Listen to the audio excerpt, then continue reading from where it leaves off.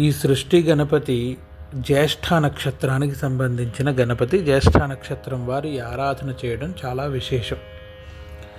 అలాగే ఈ సృష్టి గణపతి యొక్క మూలం, సృష్టికి మూలం ఈ గణపతి. దాంతోపాటు వ్యవసాయం దగ్గర నుంచి ఆరంభించి ఎటువంటి బీజ సంబంధమైన అంకురార్పణ జరిగినా ఆ సమయంలో ఈ సృష్టి గణపతి యొక్క ఆరాధన చాలా విశేషమైనది. ఎందుకంటే ఉద్భవము, ఆరంభించుట, సృష్టి క్రమము అనే దానికన్నిటికి ఈయన అధిపతి. ఈయన గుడి తమిళనాడులోని స్వామిమలై అనే ఊర్లో కొండపైన స్వామినాథ స్వామి టెంపుల్ ఉంది. స్వామినాథుడు అంటే అక్కడ సుబ్రహ్మణ్యేశ్వర స్వామి. ఆ గుడిలోని ఈయన సృష్టి గణపతి విగ్రహం ఉంది. అక్కడ ఆరాధన అవి జరుగుతూ ఉంటుంది.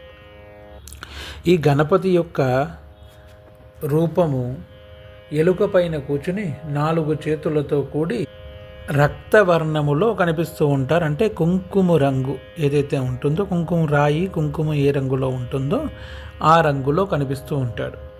ఈయన ధ్యాన శ్లోకం పాశాంకుశ స్వదంతామ్రఫలవాన్ ఆకువాహన విఘ్నాని హంతున శోణ సృష్టిదక్షో వినాయక అని అంటారు.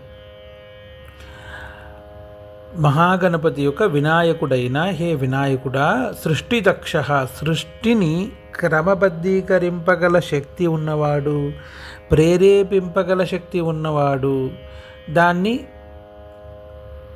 లయం చేసే శక్తి ఉన్నవాడు అయిన సృష్టి దక్ష అని అంటారు. అంటే సృష్టిని కాపాడువాడు అని కూడా ఒక అర్థం వస్తుంది.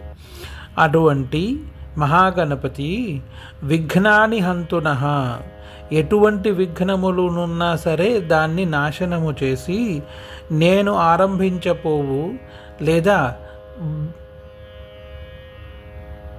బీజ సంబంధమైన ఆరంభము, సృష్టి క్రమము అనే దేనికి సంబంధించిన విషయాన్నైనా నేను ఆరంభించపోవు ఈ వ్యవసాయమునందు అంత నిర్విఘ్నముగా జరిగి ఫలవాన్, పరిపూర్ణమైన ఫలాలతో వర్ధిల్లేటట్టు ఆశీర్వదించు స్వామి అని కోరుతూ ఆయన చేతుల యందు పాశము, అంకుశము, స్వదంతము, ఆమ్రఫలము. ఆమ్రఫలం అంటే మామిడి పండు. ఆకువాహన అంటే